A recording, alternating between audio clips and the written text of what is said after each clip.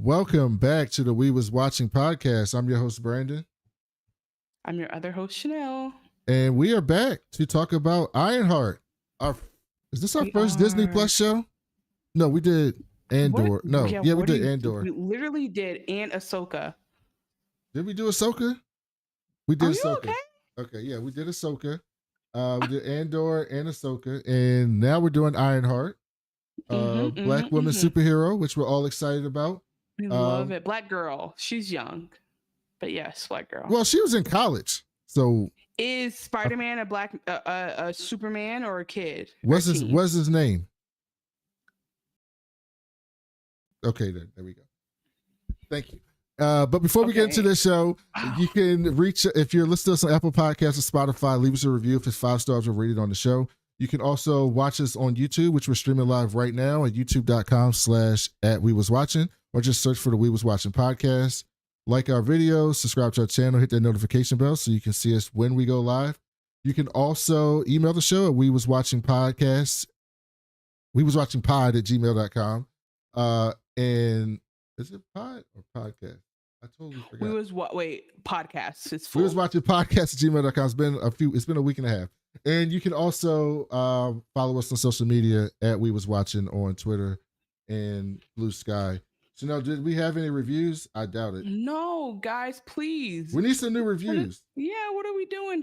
You know what, though? That is on us because we have not been on our regular weekly like we have in the past. Get back in the lab and give us reviews. I see that y'all are still listening. We see the numbers. We appreciate. We got in the meantime, we had 200 followers on Spotify, which is a big deal to us. Thank you guys so much. We are still stagnant on YouTube. And again, we will acknowledge we're not streaming weekly like we can, or even putting out extra stuff, but we would like to get to 500. So we have not given up there. We're going to get there. Hopefully Ironheart will get us there. But honestly, Chanel has limited time because she ran over her charger and it's broken in 75 pieces. So we got to get through this. Maybe I'll get her to get on the phone if we run out of time. I'll call in like Howard Stern. Yeah. Why would I say Howard Stern? I mean, how do you know Howard Stern? That's before your time. Like the Frank Ski Morning Show is what I meant to say. How do you know that? Brandon, we are guaranteed within 3 years of each other. I'm old. You're a young pup. Anyway, yeah, no, I'm very culturally, I'm very hip. Yeah, you're very hip. But no, we're here to talk about Ironheart. Chanel, before we get into the episodes, what did you think about the first 3 episodes? Before we go, what Disney Plus did is this is the 6-episode season. They released 3 episodes this week, and they're releasing 3 episodes next week. So they're going to drop the whole season in 2 weeks. Bro? Why would they? I'm trying to figure out what the fuck's going on. I don't think they had a lot of confidence in the show. That's crazy. And I don't think it's because of the quality of the show. I think it's because anytime they drop a show like this, it gets shitted on by a certain subject of the fans. Demographic. And it happened this time where it got review bombed before it even released. It to the point that some of the publications that usually don't comment on this stuff were actually commenting on it. Screen Rant, discussing film. They were like, yo, this show's good. Don't let these people like tell you. And they're commenting on this before it even came out. And it's like, I think what's so annoying about it is it just reminds me of this clip, and I wish that I could tell you where it was from, but like, it was I think I mentioned it before. It was like a newscaster who was saying like, whoa guys, can we just take the politics out of everything? Like, why don't we just talk about punching Nazis? And it's like, nigga, that's a political party. That's the whole point. Like it's all been politics. It always has been. So, when we deviate from scripture, that's when we can talk about it for real. But like right now, this is all canon as far as I know. It's also But to be honest with you, even if there wasn't race in it, it's like people just want to see all white. Like I'll never ever forget the one how they did John Boyega over Star Wars of all things, when there's creatures of every make, size, color, shape, creed, origin, whatever, language, everything. They're mad about one black guy, or let alone on oh my god, Katniss, Hunger Well, Games. not just that. They were mad about Rey. They didn't like the women. And now you got the black and a woman. Yeah, exactly. Black and a woman. That's our other podcast. And then also remember when people I only laugh at stuff that's really messed up. We should have done that as a podcast name. That would have been cool. Black and a woman. But then that implies I'm biracial. I'm not, so I don't like that. 2 blacks and 1 woman. Okay. So remember when Rue died in Hunger Games and people were like, it wasn't as sad to me. Like, people are going to find racism in everything if they see, like, it's okay to see race. I actually will tell you it's okay to see race. It's okay to see different colors. I think that, like, you just have to examine what you have underlying underneath all that stuff. And so the people who struggle to appreciate the different layers of race here, like, you're going to miss it. And also, not just race, I'm in Chicago right now. So, like, the whole point of this like story is to tell. So you hear the New York story, right? That's not funny because you could always laugh about it, but then there are shootings. So like for example, in New York, right? The whole idea is like, or not even New York, right? Gotham, right? We're supposed to be like, oh, this is a scary city. Things happen in this terrible city, but like we're addressing, okay, like okay, I love Ironheart. I appreciate it a lot. I liked a lot of what it did. I have like very minimal notes in terms of like things I would do differently. But I just think it's very wonderful to pick a city that's real, that we can relate to, that's not New York. Not because I have any problem with New York, but like we've seen that before. That's not Boston. No problem. Well, I have a problem with Boston, but like not Boston. So we have a new city. We have a new concept. We have like, because the thing was, Peter Parker never even applied to SUNY, right? So it's like you have this like MIT. Well, technically he did. He went to Empire State University, which is essentially a SUNY school. Okay, it's crazy because I just be saying stuff. So thank you for fact checking me, because I was like, that could have been. Well, let me give you another fact check. This is actually funny. Gotham, people think it's more about Chicago than New York. Really? Metropolis is more New York than Gotham. Oh, you're right. I apologize. See, this is when people say, people say they turn off this podcast because I talk like I don't know anything. No, most people don't know that. It's not you. It's not that I don't know things, y'all. I just say it and I let Brandon remind me if I'm wrong, and then I'll recorrect my course. No, that wasn't a course correct. That's just a thing that a lot of most people, if you ask them what's Gotham City's allegory, they will say New York.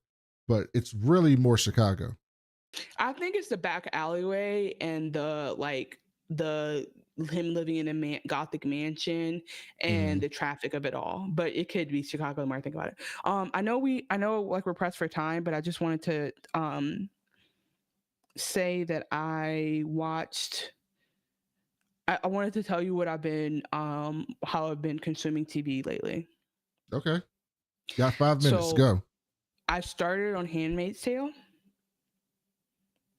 after somebody. So what happened was, and I actually did the same thing with Breaking Bad. I thought you cared about your mental health. So let me tell you what I did.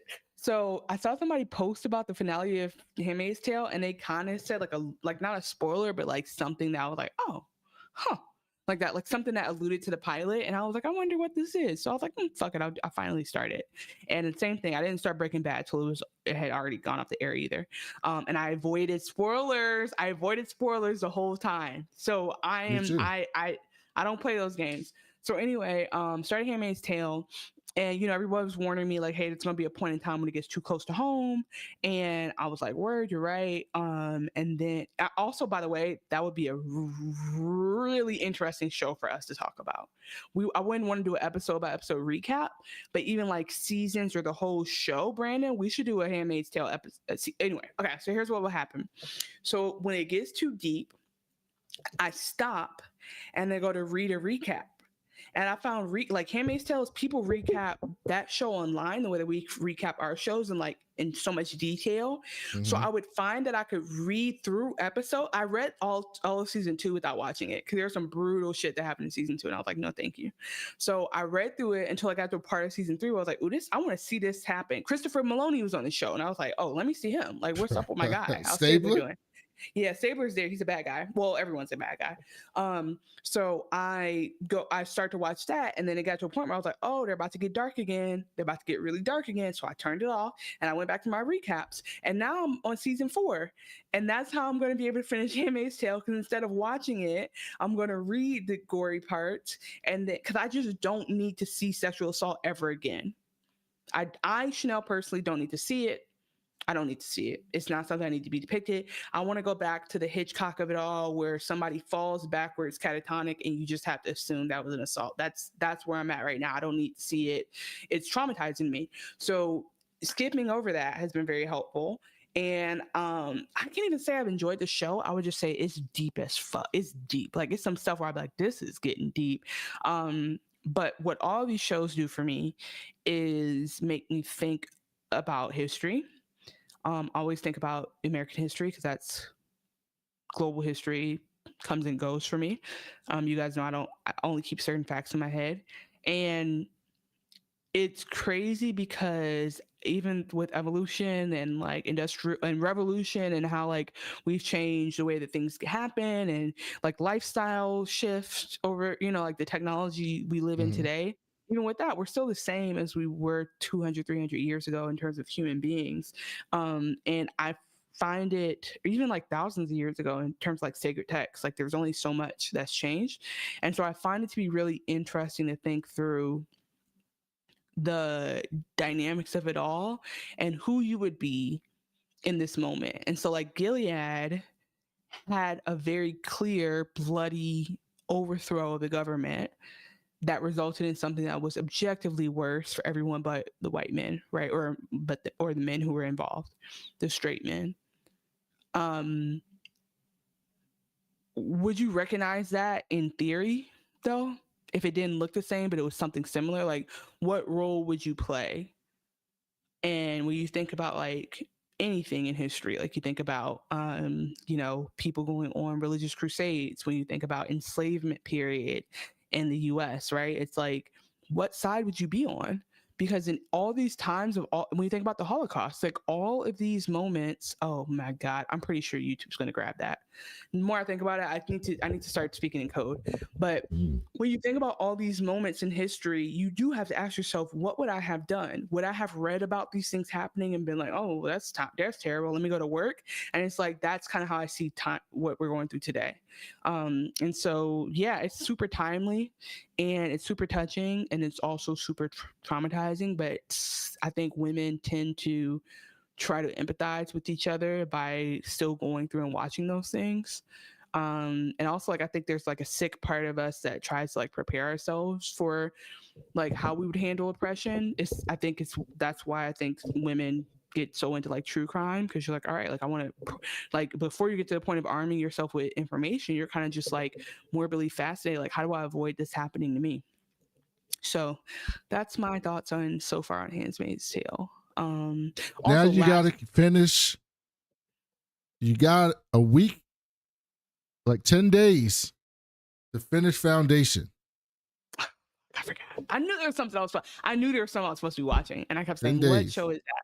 I'm about to start my rewatch tomorrow or tonight, maybe. Probably tomorrow. You was pissing me off. I need you to finish You. I did. I started watching it. I'm almost done season 3. Okay, I'm on episode 7 or 8. That's what I want to know. That's what I want to know how you're doing. Joe is pissing me the fuck off season 5, so we're about to watch. I'm almost there, and then I did want to say one last thing about Handmaid's Tale. There's a lot of stuff going on. The only unbelievable part of Handmaid's Tale is they have Elizabeth Moss in an interracial relationship with this dude who he's a guy. We know him. I cannot tell you his name, but the guy. Their biracial daughter, is not a realistic biracial product of those two adults. Like I just look at her and I'm like, that baby is not Elizabeth Moss's baby in any narrative. There's no reality where I look at that little girl, I'm like, oh yeah, that's like they did not find the right. I'm sure the actress is amazing, but they did not find the right child. Yeah, we And need maybe a real they need a real black woman like Haley Steinfeld. No, here's what I'm trying to say. I think the kid they have playing might be black. I think that might be the problem. She's too black. Like she does not look like a white Scientology mom. She does not look like her mother. So it's like I'm always like, that is not that lady's baby. She's playing her mother real good, but there's no, you be seeing people still look like their kids, no matter what their race or phenotype is. That's the only thing where I was like, this. Remember what were we watching when you were like, that baby does not belong to them, and then they switched the baby out. Was it Silo? It's exactly Silo. Remember Silo. when you were like, that baby does not go with him and Rashida Jones? We were like, that's not the baby that would come out of that man. And mind you, I'm no scientist. I'm just talking. That baby could have been her baby. That could be her real life daughter. It wouldn't be because she'd be stuck on a boat doing Scientology stuff. But BS1 said, "Love you, thank you, Ironheart for life. Love you, thank you, BS1 and BS1 subscribed." Can you do? Oh, welcome. Can you do me a favor? Can you say "love you, thank you" when we sign off? You'll do it today. I can do that. Love you, thank you. Don't forget. So Ironheart episode 1. Oh, you didn't say anything about Ironheart. So give us 2 minutes. Okay. You love Ironheart. I want it. I don't even. I think we should. I guess you'll tell us where the episodes start and stop. Yeah. But for me, it's all this. It's like it's all together. It's like a 3-hour movie. Yeah. Okay, so tell me. So yeah, where you want to start? Episode 1 is called "Take Me Home." And basically we get a montage of Riri, and they're making a selfie, and we see her and Nat joking around as friends. And hold on. Riri Williams is the main protagonist. She is the Ironheart, and then there's a girl named Natalie. You already getting nicknames. Nat. That's what I said. Nat. Okay. And so hold on. I lost my page. Okay, there we go. So they're taking selfies. They're just doing girly stuff. Then we get a monologue by Riri. She's talking about being here because she's a great inventor at MIT. But in order to do what she wants, she needs money. And then we see like a bunch of her plagiarizing shit for other students in the area, doing their projects and their homework and all types of shit for them. See, even where she's selling homework because she's that smart, but she needs money. Like her grant money only went so far. You're making her sound like a criminal from drunk.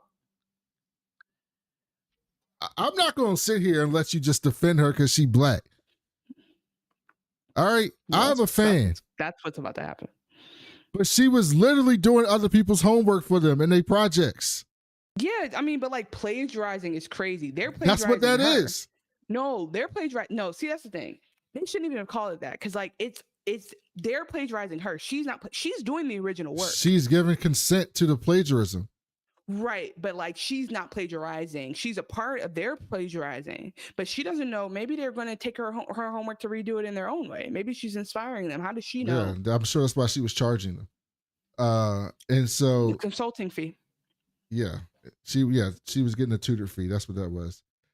She wants to continue Tony Stark's legacy, and she wants to revolutionize safety. She wants to build these suits to do like fire truck shit and ambulance and medical stuff, things like that, help people. Oh my God. Can I jump in here? What? You're doing it like a guy. Okay. I want to tie it in. I'm going to jump ahead a little bit to tie it in. So she cares about safety. We don't know why, but what we find out is like she's had gun violence has impacted her. And so she's talking in the beginning about like revolutionizing safety. And I think what was good about the 3 episodes, what I do feel like it ties stuff together in a way where like you might be asking yourself, because say you don't know much about Ironheart, which I didn't. I remember her from Wakanda Forever, but like my point is maybe you don't know what she's going through, what's happening. It makes sense that like what she's trying to do is help to cut down response time for first responders, and that probably ties into the fact that like she has people who would be here today had the responders got there early. And I don't know if you've ever, knock on wood, experienced crime in a major city, but they're not gonna be there in 5 minutes. It's not damn Mayberry. So like response time is a very real thing in a city that's like overwhelmed with resources. So anyway, I thought that was interesting because at first I was like, I guess she wants to do that, but and then later somebody asked her, and we'll go over it in detail, but somebody asked her, like, why that, and she's like, this is what people care about, and also it's something that matters to her.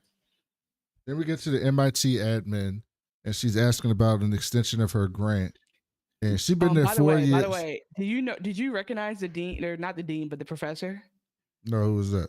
That's the dean from Community. I've never seen Community. Okay, and you know that's okay because you were in the nursing home when it came out. I'm too pro black to watch that. Donald Glover was in it. Point still stands. And Yvette Nicole Brown. Jim Rash, who is like, he's a good character. I was actually surprised. I was like, are they wasting him? Like, they did not use him in the quirky way he could have been used. She's been there 4 years. She's nowhere near getting her degree. All she's been doing is working on her suits. But to be fair, she started at 15. And the black lady there, who's a part of the administration, the dean. She was the dean.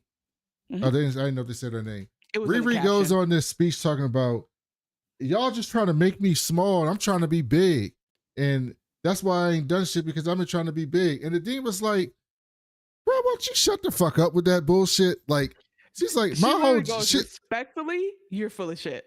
Yeah, she was like, my whole thing is to try to get people like us in here. Like, that's what I do. Like, I want more of us to get these opportunities so that we can do stuff. But when you get here, you got to do something. Ain't nobody trying to make you small. You just been playing these games, playing these games and focused on your suit, and that's it. And then also, like, yeah, I think this is, I love the layers here, because that could make people, okay, 9 times out of 10, that's probably true and accurate. But in this situation, she's like holding her accountable, which I want to just point out that Black women do that to each other all the time. And that's why we openly invite Black men to be held accountable and be community with us, because like it goes hand in hand. But anyway, all that to say, you should learn from that. I gotta say, Black women do each other all the time. You weren't trying to hold her accountable for the plagiarism. It was tutoring. So what happened was, no, because what she was saying was like, why go to class when like I'm just here to build this? And they're like, bitch, we created a curriculum for you. Don't try us. Like, we're MIT. So they're not Carnegie Mellon. Oh gosh. So maybe had she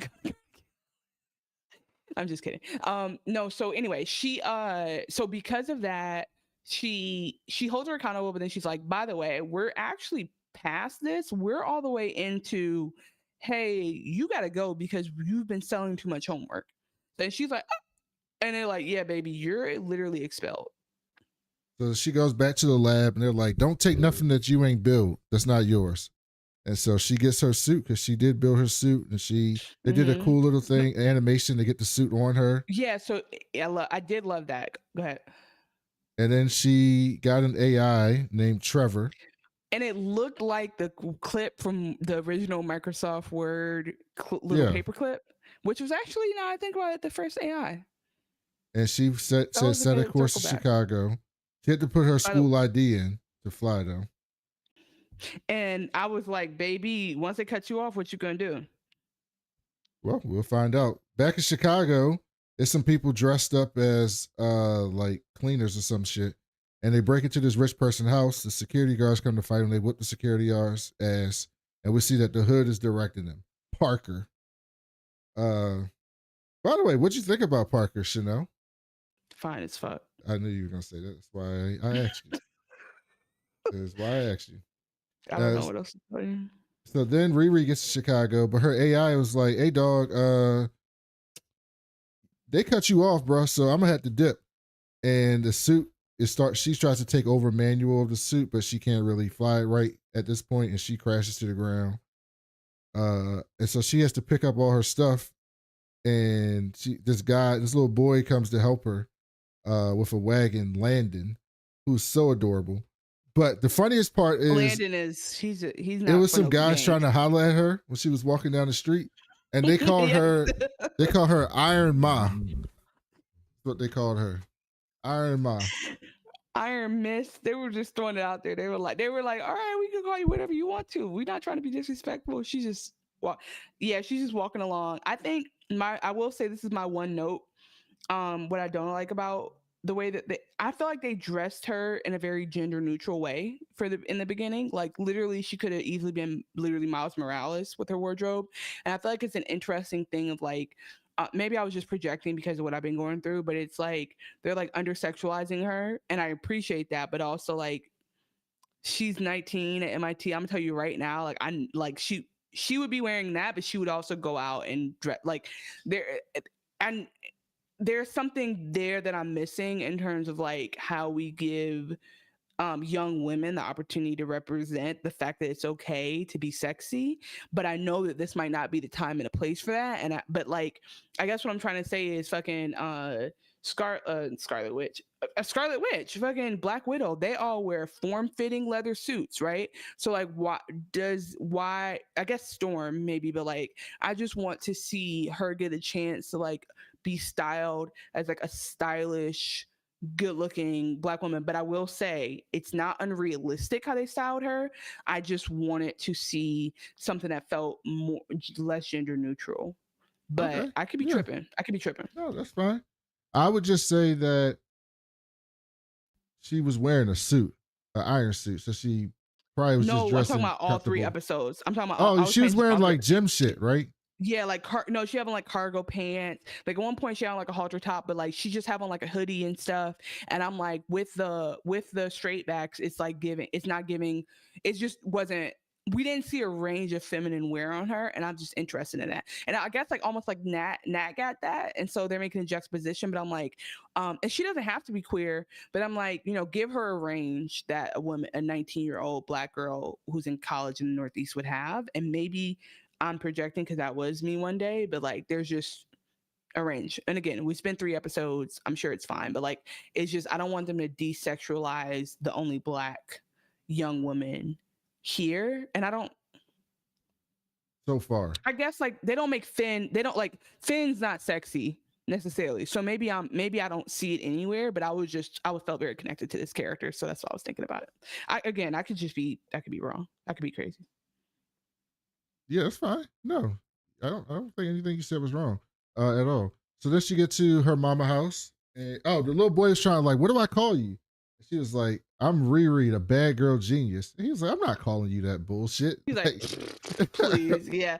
I really appreciate him because he was like, anyway. But but that was like, and that was the first time when she said something where she spoke in the way she would speak about herself. I was like, all right, this is clicking now.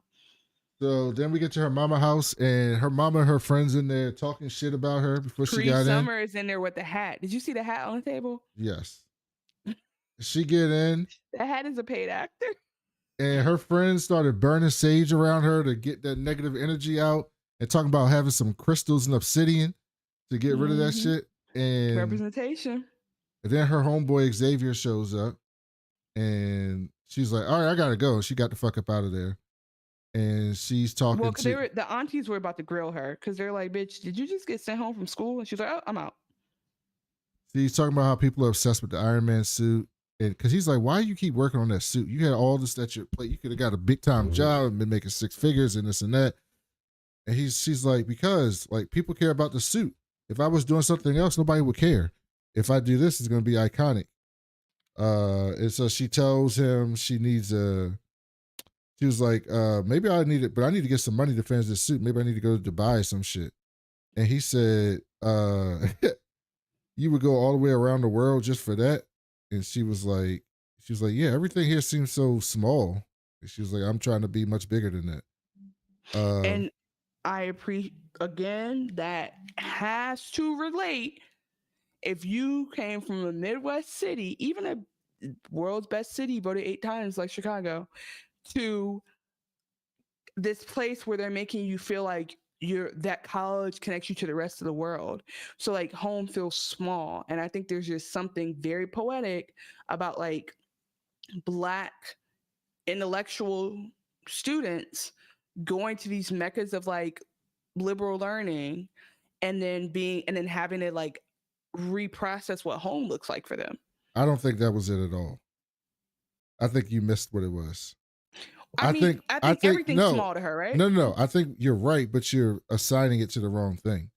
I think she's talking about going to Wakanda and being in Wakanda and experiencing all of that. You're right. All the rest of the shit seems so small to her. She's like, when she experienced that, y'all be shooting each other. I can't do this. Yeah, they don't shoot in Wakanda. Once she got to Wakanda, saw all the vibranium and all the technology and all the shit that they had, the rest of the shit seems so small to her. You're so right. You're so right. Well, anyway, for those who don't have that context, that's what I'm telling you. I'm projecting. I'm seeing a lot of myself in Riri. It's okay. You should. That's why we need these shows. That's why we need these shows. By the way, Riri in the comic books, they've made her like different ages and by different artists, like drew her to look different ages by different artists. But I think she's going to end up getting her comic book hairstyle by the end of this. Would be my bet. She doesn't have the braids in the comic book. I mean, I love the hair. I love the diversity of hair. I love that we saw different styles. We saw her mama with the great updo. Like, I have no problem with like hair immaculate. Okay, like the hair and the dialogue was giving. It was not super like patronizing. It was, and it also had a blend of like what I think is awkwardness of like being smart and being cultured and also still being Black. Like sometimes like the dialogue between her and Xavier, like the Star Trek versus Star Wars references, like all the blurred. I think like this is an amazing representation for blurs who like, okay, I've read books about all like other galaxies and I'm still from the neighborhood and I can go play basketball. Like though that blend, we just don't see enough. Also, I did overtalk in the beginning because I lost time on my battery. Okay, we can switch the phone if you have to. At that point. Going. So then they did we saw a mirror of her dad and her best friend. And when she got back, when she got back home, we find out that Xavier is the sister to her best friend who passed away, and the brother to her best friend who passed away, and her stepfather also passed away. And then we find out later they passed away. They got shot together in the garage that the mural is outside of. In a drive-by shooting that Riri survived. So next day at the junkyard, was able to get down and because her stepfather would work on cars. Her stepfather was smart. He was like the one who inspired her in engineering, and he told her she allowed her to get down. So I just realized there's some survivor's guilt here. He told her to get down, and she got down, and then he was trying to get Nat to get down because she froze. You're jumping like 2 episodes ahead. But I ain't got time. We got time. I'm almost done episode 1. Get back to the junkyard. She's getting stuff for her suit. And then this guy comes up to her and pays for her shit for her. We skipped the best part. The crew that we saw earlier, one of the people in the crew was Eric Andre. And whenever Eric Andre is in an episode of something, I enjoy it. And Eric Andre is like the hardware person for this super high tech heist crew. And Eric Andre, who would like to be prefer to be referred to as Rampage, is fucking up, and they need to find somebody else for. You jumping way ahead. No, I'm not. That's yes, why you are. That's why they go to her. They go. Yeah, but we find that out later. Next day at the pizza shop, Riri comes in to the elevator. But no, they had already said they need to replace Stewart, and then they saw. Oh yeah, you're right. You're right. Never mind. I apologize. Yeah, John said that. So then they tell her like, "Hey, meet us at the pizza shop the next morning, and we'll tell you everything." So Riri goes there. She gets in the elevator. There's something in the corner. It's like a test for her. They said they're going to run out of air in 3 minutes unless she fixes the shit. She decides, fuck this. I'm going to hotwire the elevator and just walk through the fucking door, which she did. And the Hood said, you beat Stewart's time, so he's done. Riri knows Stewart, Rampage, from Discord. Not in the community.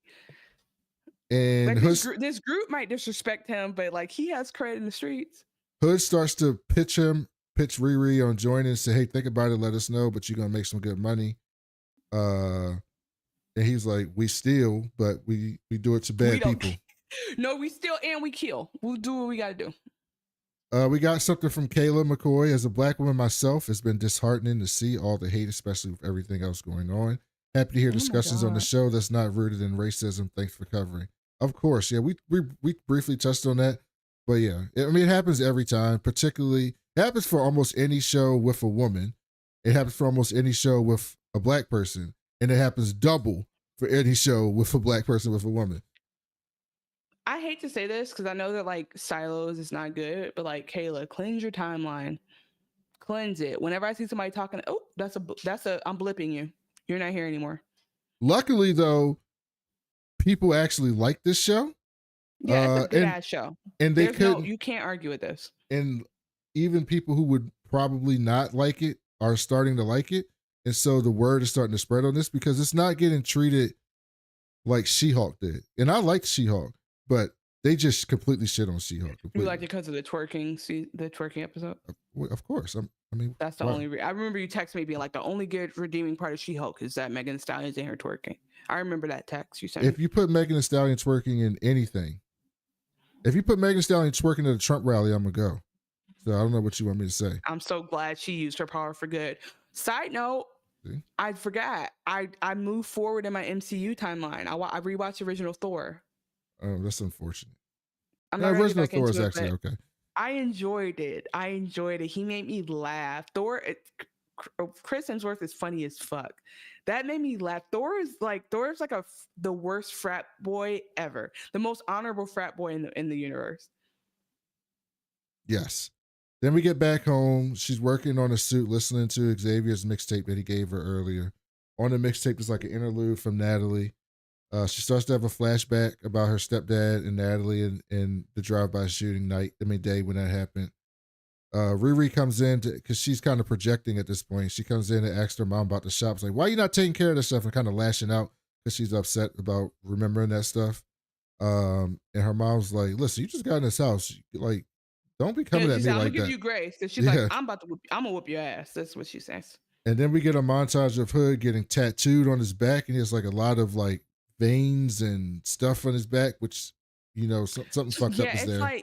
It's like in his veins there's like some discoloration, so it's almost like what character was it? It's like who has stuff going to their veins and you can see it. It's not like Spider-Man, but like somebody.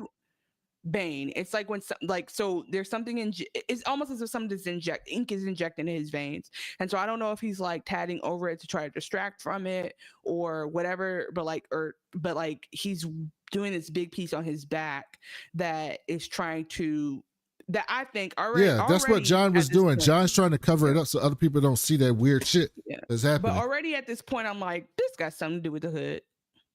Well, yeah. Oh, you mean like the actual cloak, like the hood that he puts on? Yeah, I was literally like the hood's doing this to him. Like, what are we talking about? Either that or he didn't get bitten by a radioactive spider. So next best thing is the magical piece of equipment he wears. And then we see the hood has a secret room where he puts his hood at when he takes it off. And there's 4 hours left before Ironheart finishes the update. The hood is next to his Jordans. Then we see that the update finishes. The AI comes out, and the AI is a man. She fell asleep.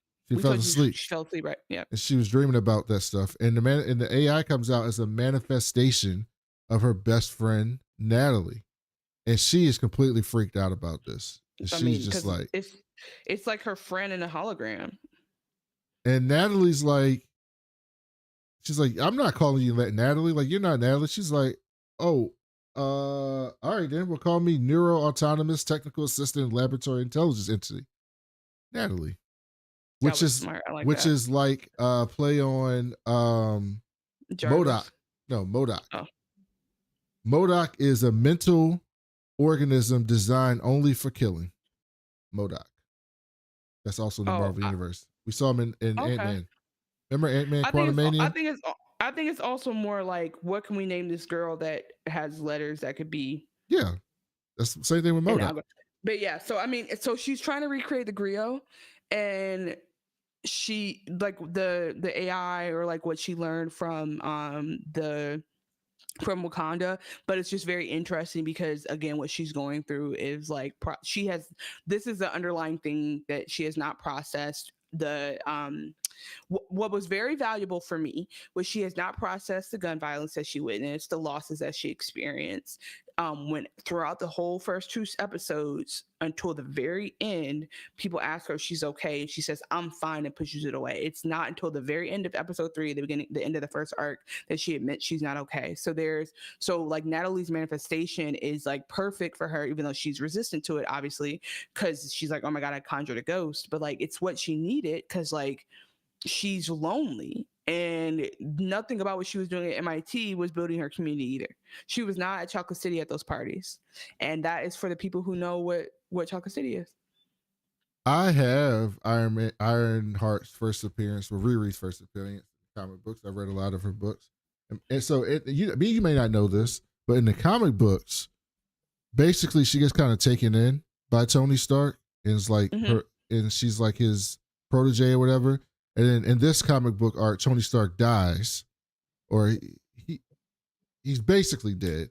But he put his consciousness into an AI, and then Tony Stark became her AI in her suit.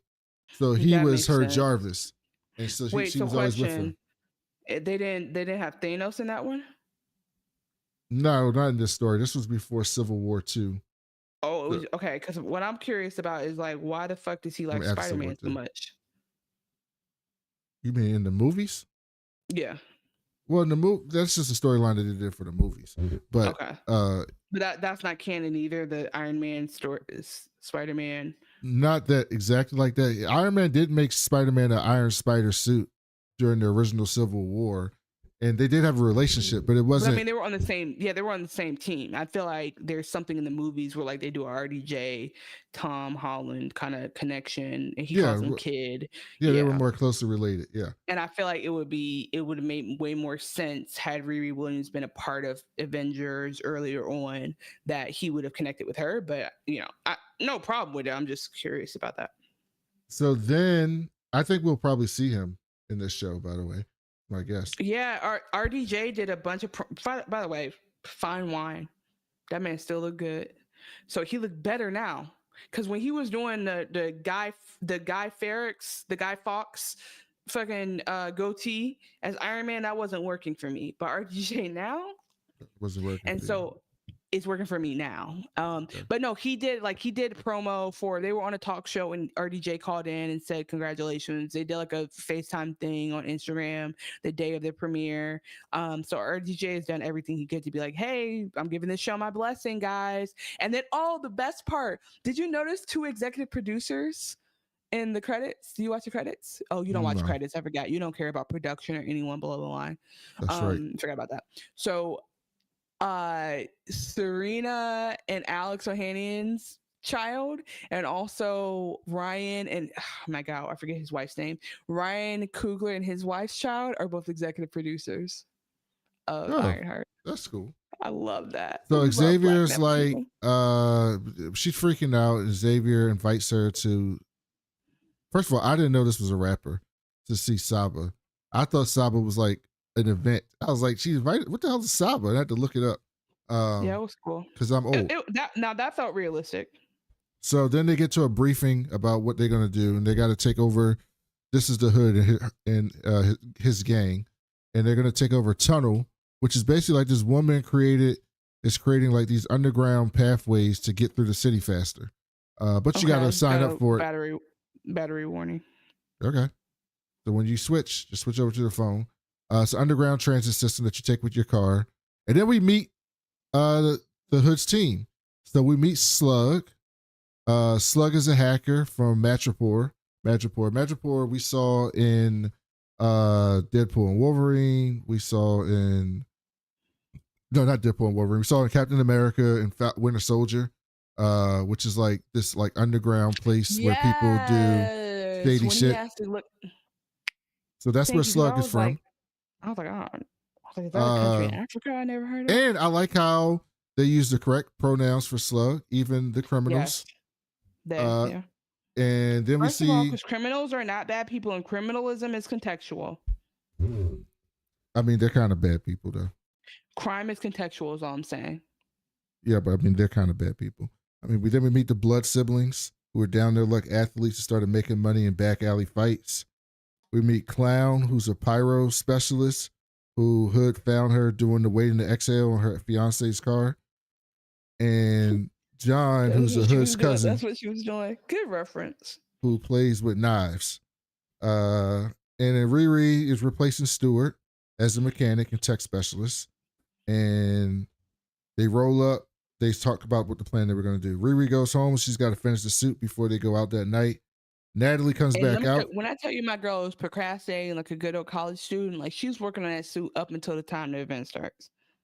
Natalie comes back out and is like, I searched the internet and the black web to find what you need. And she starts saying these memories, and Riri can't believe that she remembers the stuff that Natalie would have remembered in real life. Riri's like, all right, I'm gonna go find this dude. She puts Natalie in the laptop. She's like, you can't come out with me. She can't carry her shit, so she finds Landon and wants to get his wagon. And he offers her $20, and he's like, hey dog, it's inflation. I'm gonna need 40 for this move. And so she gives him 40. So she goes to this really rich white neighborhood, and she walks up on homie Joe and says, you're gonna talk to me about this shit, or I'm a snitch. I think Chanel's dropping off, so she'll switch back to her phone in a second. But yeah, they ride up to him, and she's like, listen, I know who you are. I know you got this shit. Like, I'm not trying to, so you're going to help me out, or I'm going to make a call to the FBI, and they're going to have to find out that you are, hoarding special technology and shit. And so he was like, all right, I'll take you, but like, we got to drive. I don't keep that shit here, obviously. So they hop in their Subaru, and with the suit on top, covered by a Cubs flag, by the way, and they're riding in the car to go to his like bunker or hideout, whatever you want to call it. While they're in the car, Natalie is just blowing up her phone, texting her about all types of shit that she's finding, and Riri's trying to ignore her. But she's totally acting like a real person on her phone, and not like an AI at all. Chanel's back, and Riri is, while they're in the car, Riri is giving her a pep talk, giving Joe a pep talk, because he's complaining about, he was like, yo, your neighbor was disrespecting the fuck out of you. Like, you need to stand up for yourself. And she's trying to give him a prep talk. And then Joe starts playing Alanis Morissette, and Riri starts singing that shit. And he was like, I wasn't expecting you to know about this. And she was like, she said something like, I'm much more complex than you thought, or something like that. Yeah, multifaceted. I mean, again, couldn't be a more relatable character for me. Switch your microphone. I think, is it bad? I don't know if it's connected to your headphones or not. Okay. Or switch it to the phone. You might need to switch it to the phone. Okay, how's this? Much better. Better or worse? Much better. Much better? Yeah, much better. Way better. Really? Okay. Yeah, you sound great. So then they, back at home, Natalie is looking through her shit, and she's trying to find a way out of the computer. And she figures out how to get past the firewall and how to get out. And then she ends up going through a projector that her mama had while she was painting in the living room. And she scares the shit out of her mama. She's like, get this fucking demon out of here. And she's like, I'm not a demon. I'm an AI. Like, Riri made me. Like, that's what happened. And so her mama, she ends up talking to her mama for like probably like an hour, just talking to her and shit. Yeah, I mean, so she's so like, she literally is her up until the memory that they had. So it gives, besides the gaps or whatever. So it is a very unexpected way to be able to like reconnect with somebody you miss at the end of the day. And then back in the car ride, they meet it. Well, I call it the trap house. They get to the trap house, and he had to scan his retinal device to get in. And it appears that Joe has a nuke or some type of missile amongst a whole bunch of other shit that he has. And he said that the bunker makes him feel closer to his dad, which was a hint. And then Joe says technically it's meant to help. The stuff that he's doing, he wants to help humanity. Like he's not doing this to. Because I just watched Iron Man again for the first time in like 10 years. I was up to date. Good for you. Good for you. He knew, so we'll get to that. And he don't want to blow shit up. He's not trying to be a supervillain. He wants to use the shit to help people, basically, and make a name for himself. And back at the trap house, Joe's asking about the suit, like, why are you making a suit? She says, because I can. And then she was like, you work in tech ethics, right? What if somebody used their brain to create an AI? What would you say about that? Asking for a friend. And he was like, it would fry their brain, but if they could somehow do it, I think it would be ethical if the person who created the AI was ethical, which is a great point, which is actually very real in terms of how AI and stuff works and machine learning works in our real world life. And Joe's afraid to touch anything because he doesn't want things to get back to him so that he can get in trouble because of, we'll find out later why he has that fear. And but in general, he got WMDs down there. He has like heat seeking missiles in the corner. That's true. He asked her, where's his arc reactor? Don't you need one of those to power that shit? And Riri was like, I don't got the bread for that. What you mean? This shit is powered by solar. So then we get to the next job. We get to the tunnel job, and they're breaking also, into the... by the way, famously, how to power the suit is a whole thing Tony had figured out. So it was a whole thing where he almost died because the palladium was getting in his system. So the fact that, well, obviously it's not in her heart, but like the fact that which by the way, Iron Man like I don't think the science checks out on Iron Man. I really don't. But what I love about her is that, like, of course it would be solar powered. Of course, like that's like what a better way to power these beings than that. Well, the reactor is much better because it's nuclear fission, so it would run forever. It would never run out of energy. That's what fission is, which we haven't figured out yet. We've figured out fusion. What the next best way? What the next? Well, yeah, solar would be the next best way. It'd be a lot less powerful, but still get there. Still get there. She just don't got the bread. And so they're doing a demo test run of the tunnel system. The Blitzen siblings get in. They start fucking up the security. Riri's flying through the tunnels, and Natalie shows up out of nowhere and scares the shit out of Riri, and she drops the virus that Slug made. And now Nat is walking her through what to do. She's like, I figured this shit out. We can still do this another way. But she was like, I forgot to tell you, though, if we don't do this shit like in perfect timing, you're going to die. And she's like, what the fuck? So they told, Riri told Slug what to do. It was like, when I give you the word, I need you to do some hacking shit. And you got to do that shit in 2 minutes or I'm going to fucking die. And Riri gave her the word. They did the hacking shit and they stopped the system. They basically rebooted the entire system. Then the Hood magically appeared in the owner's car and said, I'm taking over. I took control of your tunnel. You're going to sign this paper, pay me and my people salaries, or this shit is going to the shits. And so she meaning the owner, reluctantly signed the paper. And Natalie is glitching. So then they get out and Riri flies out of the tunnels and it's a security guard waiting. And he pulls a gun on her. And Natalie's like, put my face down. Like, do something. Riri's saying that. And Natalie freezes. And the AI completely freezes and glitches out. And then we see the Hood bend a bullet around Riri's suit to hit the security guard in the shoulder and have him go down. And so she can get away. Which that's when we had to know some magic shit was happening because this motherfucker bending bullets. Or it was like that Angelina Jolie movie. Oh my God. Okay. Yes. So then Clown's trying to cheer Riri up and Riri's asking questions and she's like, you got money now. Like we did it. We good. We got out of there. Nobody died. The security guard ain't dead. He just got shot in the shoulder. He'd be fine. And then she started asking questions about Parker and Clown said, I heard he got that cloak from a demon, which he did. We're going to see Mephisto finally in this series. Wait, so you get to give a spoiler of that?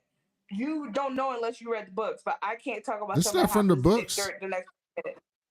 It's not from the books. Who knew that? Did I didn't know that. You don't even know who Mephisto is. So that's my point. So why are you able to get spoilers, but I can't talk about the shooting? How's a spoiler? You don't know what it is. I didn't. It's not a spoiler because I didn't watch. How's it a spoiler when I didn't watch the next episodes? It's a prediction. You know the story. So no, this ain't like from the books. Game of Thrones, like you. This story not from the books. So how you know it's Mephisto? Because it's my guess that it's Mephisto. Oh, okay. Because they gave us a whole bunch of hints. I heard he got it from a demon. He's got magic shit that's letting him do that shit. The biggest demon, magic demon in Marvel is Mephisto. Mephisto came up in Agatha as well. So we've been hearing hints about, and Mephisto came up in WandaVision. So we've been hearing hints of Mephisto for a long time. So we just haven't seen him yet. So then she says, "Oh yeah, I heard he got that. I heard he got that cloak from got the hood from a demon." And I saw him with somebody saw him with his shirt off, and Clown said he had scales on his back. And then Parker comes out and gives him a speech about being alone, and he's been alone his whole life. And if John hadn't found him, he wouldn't be here now. And he said, "You've waited your whole lives for someone to see you, and I see you, and we see you. The money above don't see you, but they're gonna see us now when we take over." So he kind of hyped them up.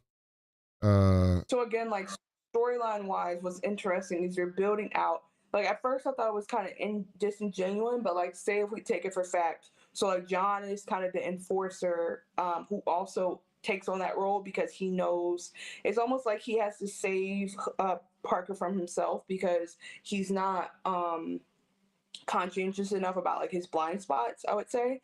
And then on the other end, Parker like just want like he's trying to be Robin Hood, he's trying to put together his merry band. And even later, like when somebody violates his personal items, John's like very heavy-handed in dealing with it, whereas like Parker is like, oh, it'll be okay. So there's these like two different personalities, and I think the whole point of that is that when we see a change later in the hood, it's like it feels more vindictive because right now he seems to be like super chill guy, just want to keep the band together. We're all aren't we building family while we do these heists kind of thing. And so then we get out and Nat comes out and Riri's like, "What the fuck happened back there?" And Natalie was like, "I don't know. I saw the gun and I just froze. I don't know why." And so Riri asks her what she remembers about that night. And Nat doesn't really want to talk about it. She want to talk about Parker. She's like, "Listen, we can talk about that shit later.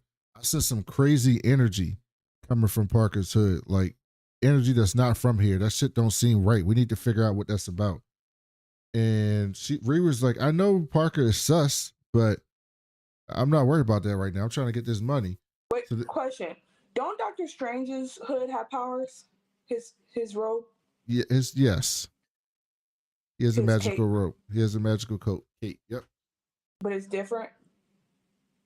It's all Marvel magic. Yeah.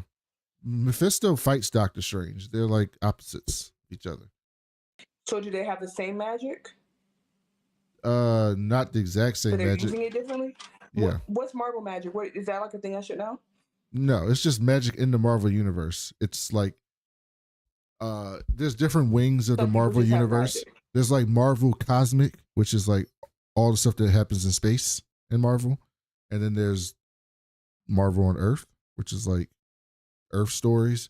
And then there's like Marvel Magic, where there's a whole group of magical characters: Nightmare, Mephisto, Dormammu, Baron Mordo, Clea, who's being played by Charlize Theron. We saw her in the end of Doctor Strange movie, Doctor Strange. Like there's a whole group of magical characters. And there's other people who are kind of mixed in, like Doctor Doom, which is why I think we're going to see Robert Downey Jr. as like a post-credit scene, is my prediction, is because Doctor Doom is the epitome of where technology meets magic. Dr. Doom is a sorcerer. His mama was a gypsy, and he knows magic inside and out, but he's also a super smart technical person, and he incorporates technology with magic and does shit.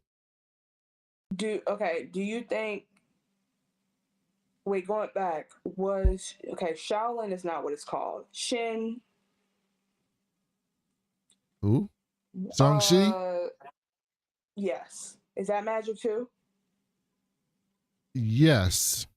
Is that in the same? That's in the Doctor Strange universe or a different type of magic? Yeah. All that magic is the way we talk about it in the comic books. Are those stories tied together? Is Shang-Chi connect? I don't remember. Yes. Okay, that's all I want to know. And they're tying it all together, although we haven't seen Shang-Chi since that movie. Okay, well, yeah, I don't think we will. And then they just want to get an Asians one, which I appreciate that movie. What about is there any way to tie Doctor Doom into Iron Man? Well, they're gonna have to somehow because it's being played by RDJ. So they're not gonna pretend. They're not gonna because they could just Chris Evans it. Well, they picked him for a reason. Like they were never like, oh, why does Steve Rogers look like Johnny Storm? We don't know. Like but Johnny Storm, Fantastic Four was not in the Marvel universe. That was in the Fox universe. That didn't count. This is all in the Marvel universe, so they're gonna have a reason why he looks like RDJ, why he looks like Tony Stark. So, and then last question is like, from a studio perspective, why do you think they did the announcement so much earlier? Well, I think they needed a win. They'd had some low box office things. They had some bad. People were starting to turn on Marvel movies, and they wanted to win. And everybody loves Doctor Doom. He's like everyone's favorite villain. He's my favorite villain. Mm-hmm. He's one of the most interesting characters in all of fiction. Is he a villain or an anti-hero? He is a villain, but he does good sometimes, but it's mostly just to prove that he can. But he's also really terrible, but he's also like beloved by his people in Latveria. It's very complicated, but he's definitely a villain, but he's he's a narcissist. Oh, okay. Well, and Tony Stark was one. Okay, yes. If you're watching this now, don't forget to like, subscribe, comment, share this with people, because if you're listening to me ask questions and you're yelling the answer out loud, if you share it with more people and y'all are in the chat, I don't have any more questions. So you guys are answering the questions, and then you guys can we can move along quicker. So if you guys share and create this community with us, then I'll know more and I'll have less questions, and you'll be less frustrated listening to me ask the questions. Yeah, I think that we might not see Dr. Doom, but I think they are laying the groundwork for where technology meets magic, where technology meets magic. They also did a book, they're not doing this in the MCU. But one of my favorite stories from 5 years ago was this. They had a miniseries. It was called The Infamous Iron Man, where Dr. Doom made an Iron Man suit because he was like, I'm going to be better at Iron Man than Tony Stark ever was, because that's the type of shit Doom does. And it was fucking awesome. And so they might take some aspects of that to put it into the MCU. But I'd say all that to say. That sounds like the answer. I don't think they're going to do that, but I think they're going to take aspects of that. They said he's going to be Dr. Doom. He's going to be Victor Von Doom. So we'll see how they do it. So they go to this. One last question. Am I echoing right now, or are you echoing? Can you hear yourself? No. Okay. So they get to the Saba show, and Riri says she listened to Xavier's mixtape, and it was good. She took her hair down, by the way. If you notice that, she went to nighttime look. And he said he listens to it when he gets the feels, and he wants to talk to her, and he misses his sister. So then we get back to the Parker's crib, and he's having some type of out-of-body experience. He's hearing disembodied voices. They're talking to him. He said it's the price he got to pay. John was like, listen, this shit is crazy. We got to stop this. He's like, this is the price he got to pay after what he did to me. That's what he said. After what he did to me, this is the price I had to pay for this. That I think he's talking about is Mephisto. That's my opinion. I said, who is he, Mephisto? ? In my notes. Back at home, Riri's mom asked about Nat, and Riri was like, God damn, Nat, you out here talking to my mama, basically. And then she asked Riri if you could make one of Gary. And Riri was kind of sad about that. She's like, no, I don't think I could do that. And then they cut to Joe's house, and he went outside, stepped on his dog neighbor's shit. And Joe was like, you know what, I'm going to do something about this today. And he walked over to his neighbor's house, and he cut up her fucking flowers. That's right. He did something about it. Good for you, Joe. It was funny too. She was like, I want you to learn boundaries, but not with me. And he said, oh, I will. And so then we get to the last episode, third episode. And everybody's having fun. The money's flowing. They're making it rain. Riri's getting paid. Slug's like, what you gonna do with your money? Slug says they're gonna go home and open up a restaurant. And then Clown was like, she wants to open a school for underprivileged kids so that she can use it as a front to make more money. And the siblings were like, to sell explosives. And the siblings were like, we're gonna open an underground fight club. And then Clown went upstairs and got Parker's hood and starts walking around playing with it. And John said she's been picking the lock for months, basically. John came out of nowhere and yoked her ass up. Was like, get the fuck up out of this hood. And slammed her head into the table, which everyone was like, bro, I know she violated, but is you cool? Parker came in and was like, everybody need to chill. They're not going to do it again, right? By the way, Parker's not like John. Don't you ever put your hands on him again. But Parker's also not like, Clown, how dare you touch my suit? Parker was like weirdly cool about it. He's just like, y'all just chill out. He's like, the next target is heirloom. Parker is a people pleaser. Parker is people pleasing right now because he should have asserted like, hey guys, that's my stuff. Please don't touch it. It has a lock for a reason. I'm trying to protect you, but also please respect my boundaries. Yeah, but he didn't say that. And he should have said that. That's why John has to be the bad guy. So he puts John in the bad predicament because now John has to be the bad guy because you want people please. But John could let go of some of that aggression if he would step up and speak up as a leader. Just saying. Everybody they seem to attack are people that's like doing business in the hood, apparently, or doing business where they assume that they're affecting people. They're basically like striking back at gentrifiers before they can make their profit, or they're although the last guy, I don't know if I want to call him a gentrifier. He had some greenhouses out in the water. What the fuck was he gentrifying? He's getting into cannabis after thousands of black people in Chicago have been locked up. That wasn't no fucking cannabis. He was growing plants and shit, mushrooms. He's growing. That's drugs. He's getting into the drug trade. I don't know if he was getting into the drug trade. You think this guy is selling fucking herbs and spices? And that's why they went after him? Yeah. That's what I think. Also, I don't know how many cannabis, yes. I don't know if selling mushrooms is gentrifying. I feel like mushrooms. He better be careful though, because the penguin's gonna get him. I feel like mushrooms is the white shit drug, the white people drug. Like I feel like the mushrooms from Penguin. Did you forget? Yes, I remembered. Oh yeah, I did remember that. Yeah, that was good. That was a good callback. No, I didn't forget. That was a good callback. I miss Penguin. Maybe we'll see him again. We'll see him again. Wait, did I tell you that when I was we will see him again. When I was watching, when I was finishing Black Mirror, what's her name is in the episode? Oh, the woman from Penguin. Homegirl, yeah. Mm-hmm. And then Hangman. We basically they can't use any tech in this place. Like he has sensors. So if you use any type of technology, like you're gonna get busted. And it's just gonna shut down.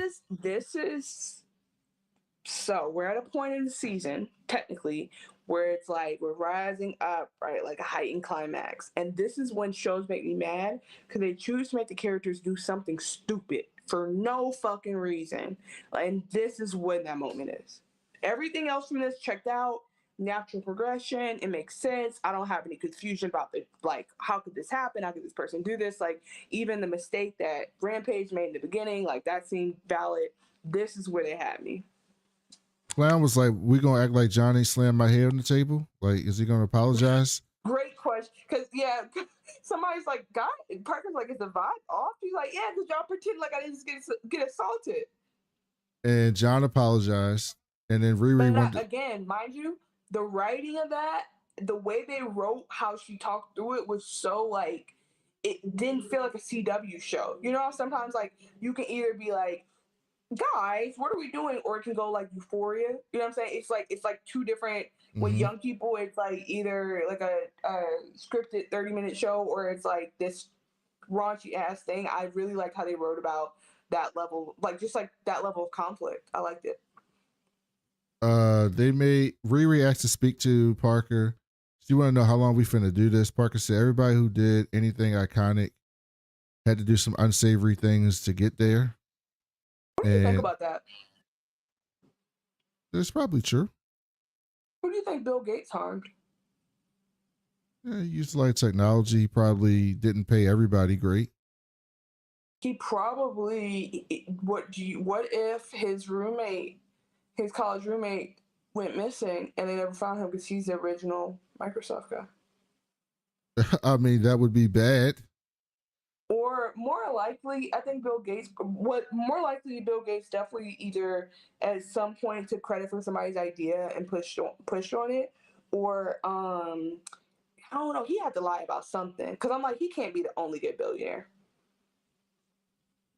Well, I mean, in order to get $1 billion, you have to take advantage. It's levels of taking advantage, but you have to take advantage of people in some shape or form.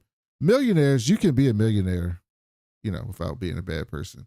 You can get $1 million, or millions of dollars, but billions at some point. Even like the best billionaires are people who just maybe like overcharged for shit, right? Or didn't like things like that. There are no good billionaires. That's about the best you can be. That's the best you can be. Somebody said this the other day because there's. Well, that's not true. You could be a billionaire now. Like there's going to be. That's not true. You could be. There's going to be athletes that make $1 billion. Shohei Ohtani got a $700 million contract. Who does? Shohei Ohtani plays for the Dodgers. He got a $700 million contract. Okay, and for him to you know what and who's needed he kick in on the team to get his spot? You know what I'm saying? No way. He's just the best baseball player to ever live. He pitches and he hits. But so outside of this one man, I would say somebody said this the other day and I really appreciated it. They said, how when we grew up in a very like boomer era of like communism bad, socialism bad, democracy, capitalism good. And what somebody said that really helped me to contextualize, they said like everything we have is built on labor. We didn't build nothing, like even everything they had in Russia built on labor. Nothing, the communism and the capitalism of it all, that just determines who gets paid from the labor. But no matter what, like there's always going to be a working class. And so with all that said, that's my anti-capitalist sentiment. That like there is no way to profit to that extent. And but that doesn't make you bad individually.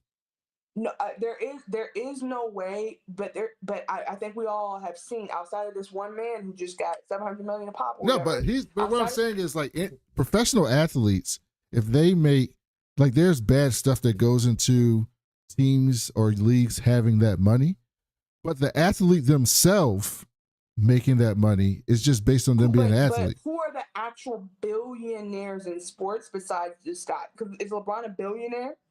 LeBron is a billionaire, yes. Okay, and LeBron cheated on his wife. Okay, what does that mean? See, I see what you're doing there. I see what you're doing there. Athletes, okay, I'm gonna give you athletes is like maybe a different conversation yeah, that's what I'm saying. It's a different conversation. But we also can't like deny that like they're connected to organizations that have like but that's everybody. Right. That's literally everybody. But that's not everybody because that is everybody. That's you're either proving my point or you're not. That's either everybody who has money to a certain level is connected to something that is harmful. No, that's literally everyone. Or you can make a little money and dedicate your life to good. But you're still connected. You're still connected to bad stuff. Not by your direct employer, not by one degree. If you work for Greenpeace.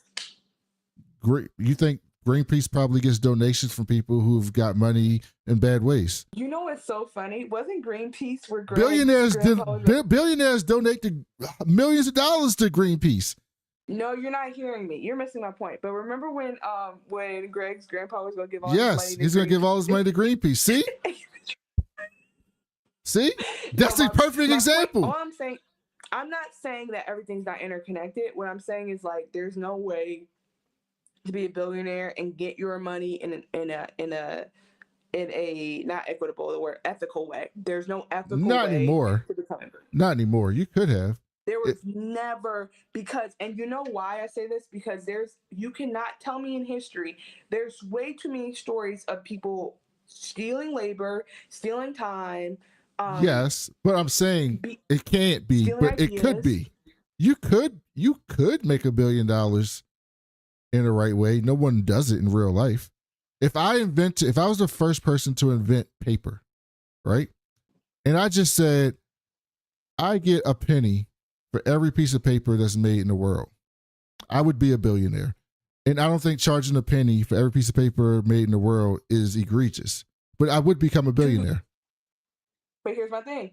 You either, like, that's a great example because that's something that, like, in ancient Mesopotamia, wherever the fuck that was in Pangea, they had already created that. They already did paper. So you took something from a black or brown culture and appropriated What it do to you mean? make money. I didn't say already. You're talking about a world where paper's already created. I'm talking about a world where I created paper. But I'm right, okay, but there is nothing we can think about where, like, you're like, okay, besides nuclear fusion, right? My point I'm trying to get to is that there's almost no excuse around something in the real world that hasn't. Right. That's exactly. why I said in our world you can't do that, but in theory you could. Right, but what are we talking about on Narnia? What are you talking about? Well, yeah, of course. You could. I mean, I think that's a general statement. I think but you could become that over time. Like over time, you could. Like if Apple paid people real wages and they didn't get Chinese slave labor and they paid for everything at the full price, they still would make billions of dollars. And they still would make billions of dollars. But there's no, I'm not saying there's not pie in the sky, anything can happen. I'm saying based on where we're at and the world, it's kind of like saying that, first of all, I don't think that you should compare and contrast socialism versus capitalism, what people do. But it's kind of like, I could say in theory, I do believe socialism could work. But the truth is, what I think the socialism I think could work is not socialism. It's like more democratic socialism. It's something else. So it's like a combination. Yeah, so it's not. So it's like it is in essence not socialism. So anyway, that's I'm trying to think. All right, like Riri, right? If Riri made the suits, right, to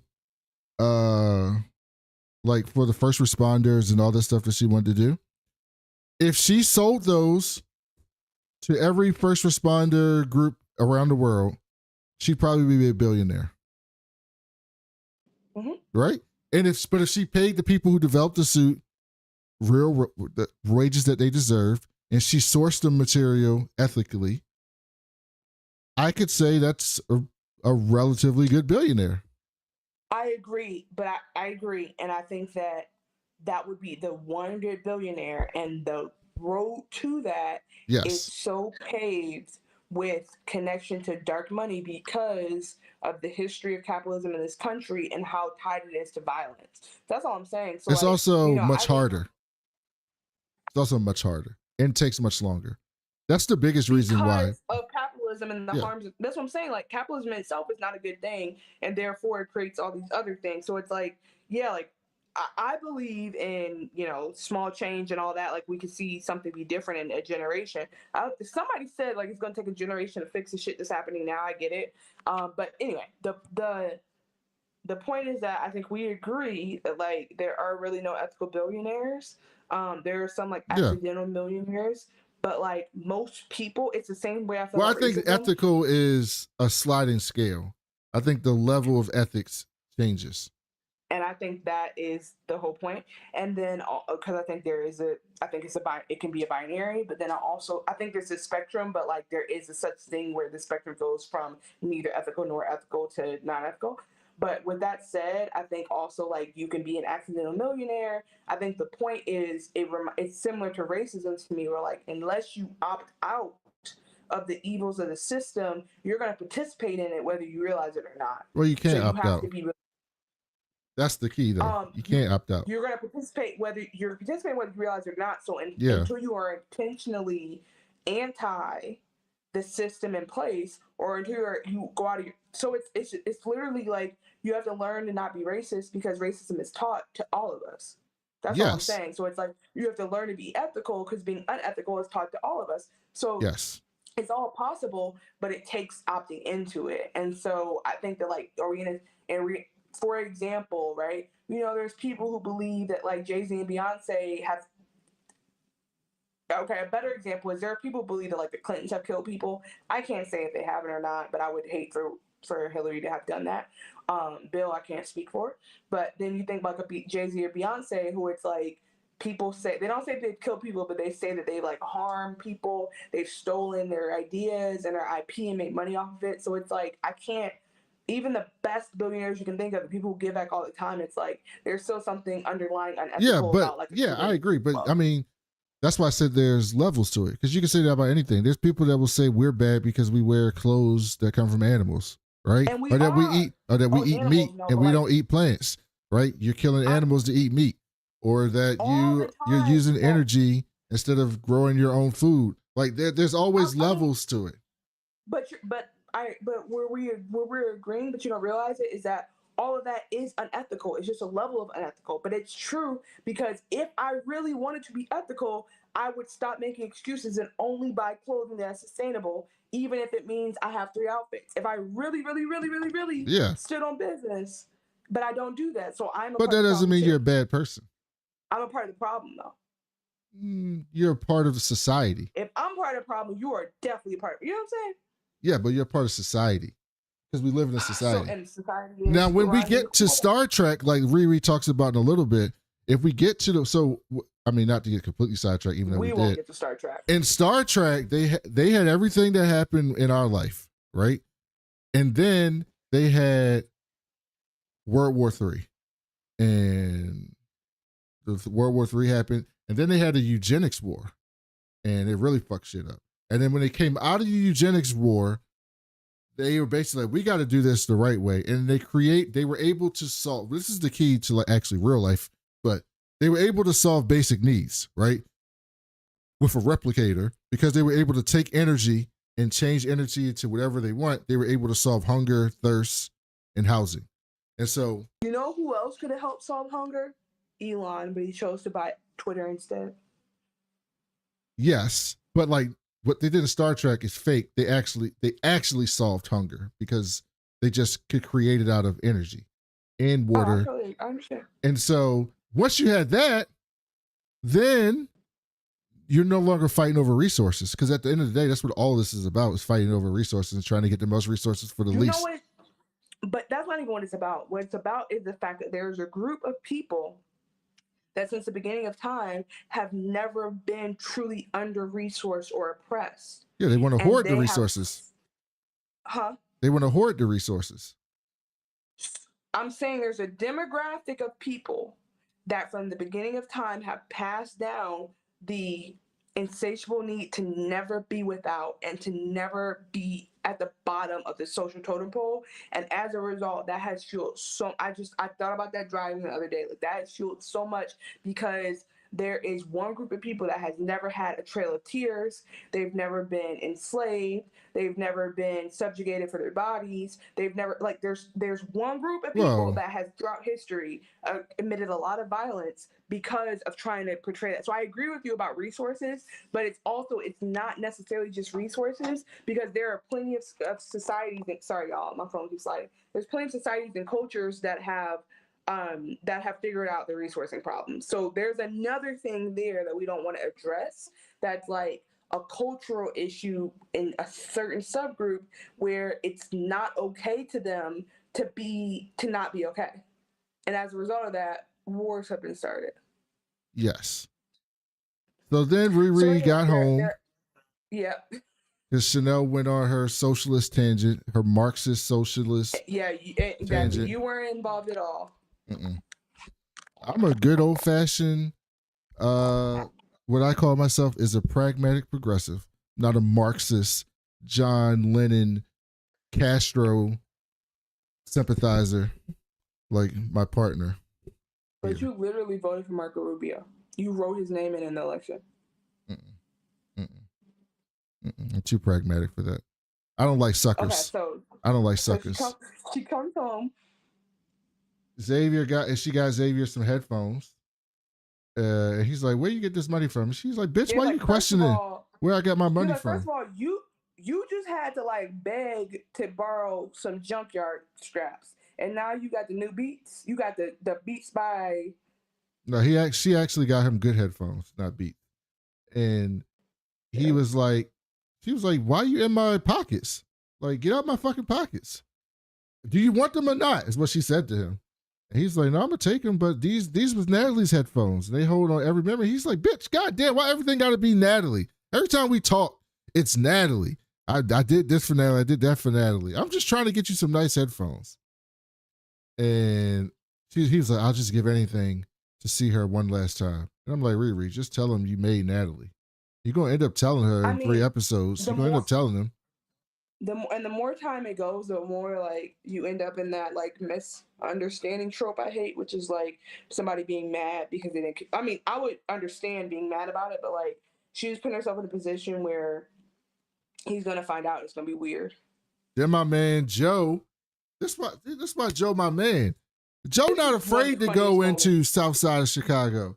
Joe drove his ass to the South Side of Chicago, rolled up in an apartment where everybody side-eyeing him. This is how we got there, because you said that white man wasn't gentrifying cannabis. So yes, by the way, they are fighting back against gentrifiers, in my opinion. Anyway, so Joe shows up in the South Side. Yeah, completely comfortable. Walk through the apartment. Everybody side-eyeing him, being racist towards Joe just because he's trying to go see somebody. That's not what it is, but they're being cautious. They're being because he could be Ice. I don't know who this man is. Yeah, he could be. You know, we judge a book by its cover. That's all. We just call it cautious. You know how we know he's not Ice? Because his face, he's showing his face. You call it cautious. I call it racist. And they side-eyed him, looking at him all sideways. He knocked on the door. Her mom was like, why this white man at my door?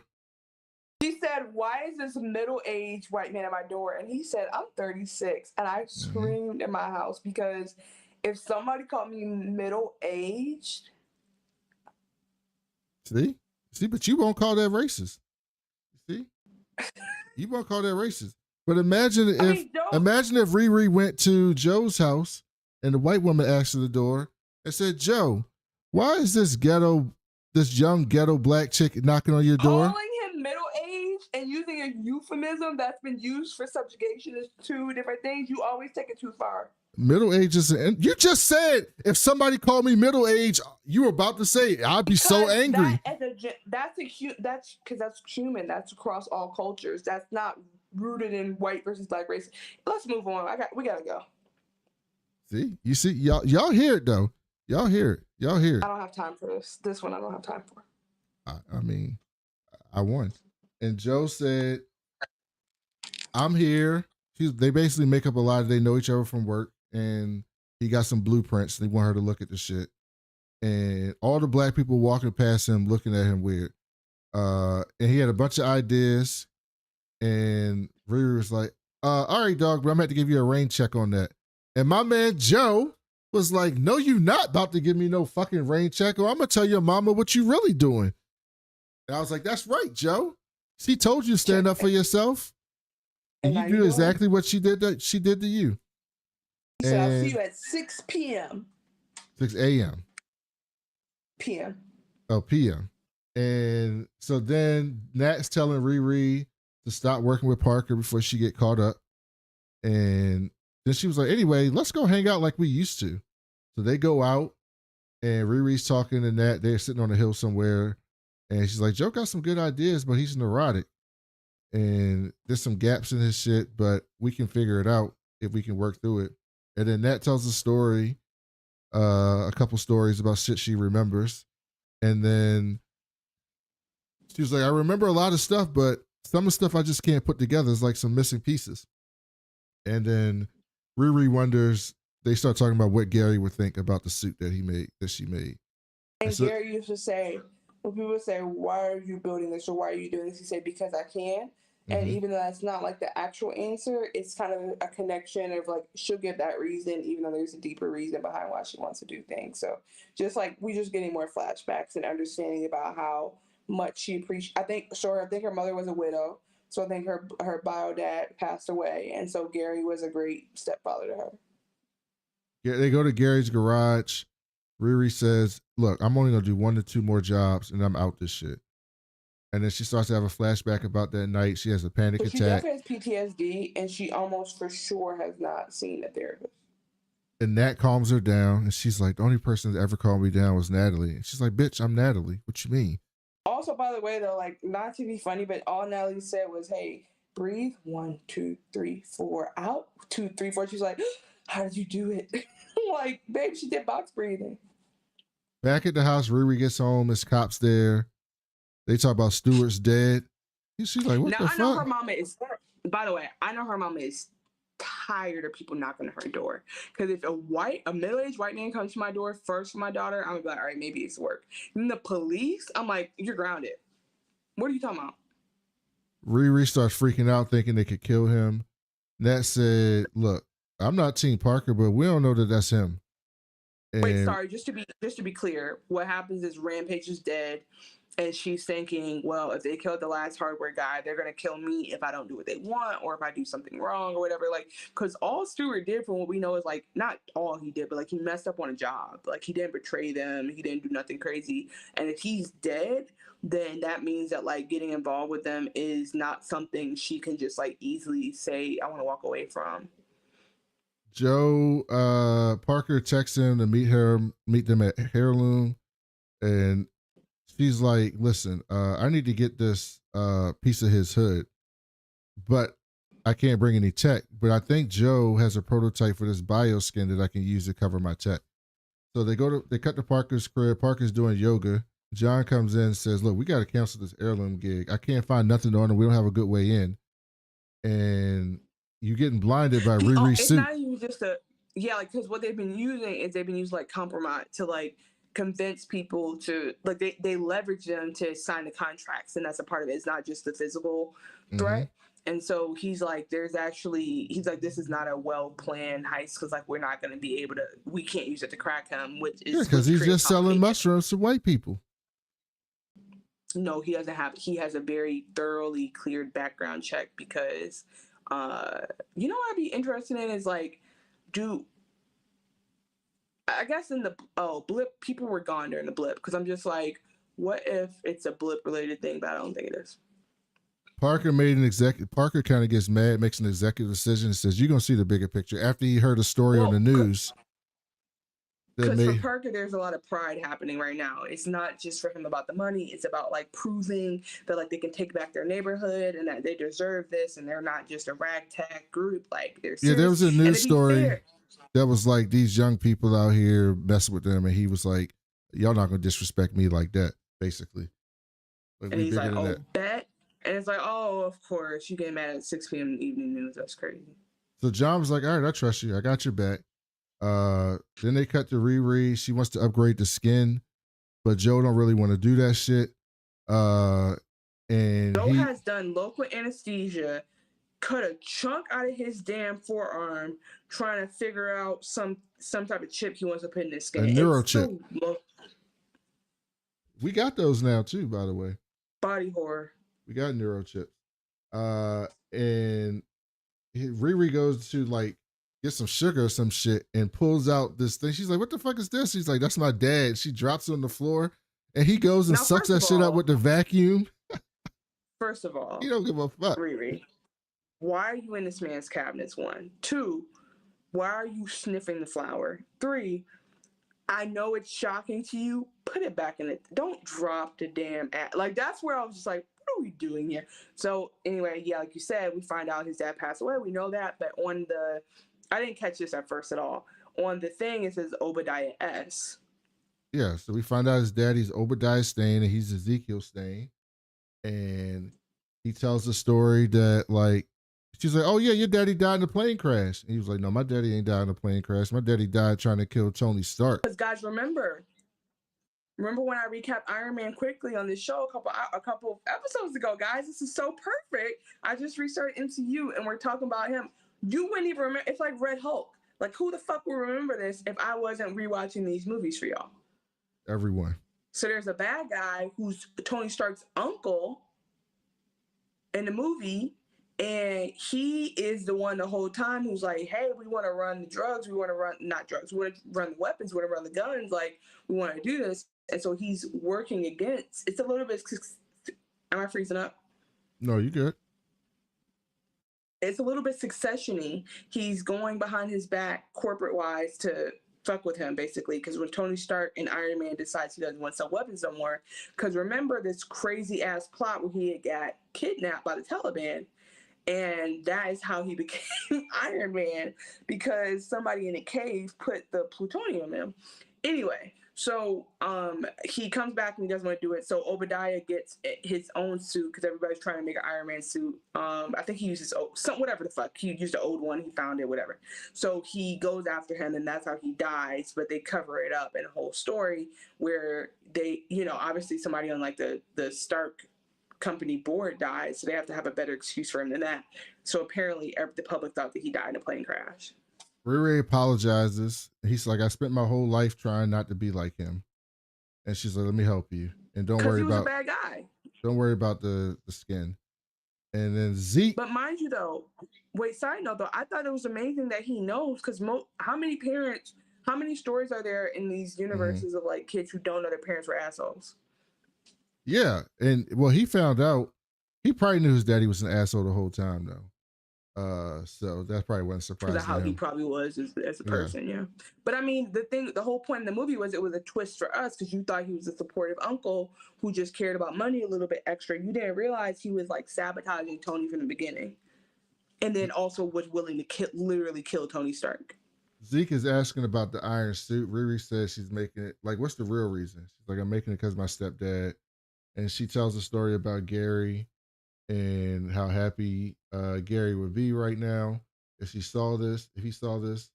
And Zeke said, we friends, right? We good. We cool, they lie. You don't know where that's from. That's before your time. You are irritating. Said, we cool, they lie, right? And she's like, yeah. She's like, all right, take this skin, but just promise me won't be no blowback on me. And Riri was like, hey, this is cool, but do you got this in like a mocha color, like for me? So then they meet up before Heirloom. That's what I mean. That's what she said. Is that what she said? That's what she said. That's not what she said. I don't remember that. And then Riri scouting the place, and Parker tells her to go to the watchtower, cut the power. Then they get into the Heirloom CEO's office, and he mad calm. He's like, oh, I knew you was there the whole fucking time. Like, what you want? You want some money? Here. Look, I already got the money ready for you. Take your fucking change, get the fuck out of here. And Riri's trying to sneak in. She got Natalie running the suit, and she sneaks in so that she can try to get a piece of the hood. And Parker's asking to sign the papers. So she's doing, instead of just having some scissors and just snipping them, making some laser cut scissors or whatever and snipping it off, she's going to use a laser on her suit to laser off a corner of the hood so they can analyze this. Like, she can't think of no better time to get to the suit than while they're on a mission. So she hides under him while the hood is going back and forth with the white, because again, the white man was prepared. He's like, you have nothing on me. You like, he's fighting back. You know what I'm saying? So while he's doing that, she's sitting there trying to get that part of the suit, and ends up setting off the sensors of like outside tech. Mm-hmm. There's not a better time and place for you to have got the damn corner. Get in where you fit in.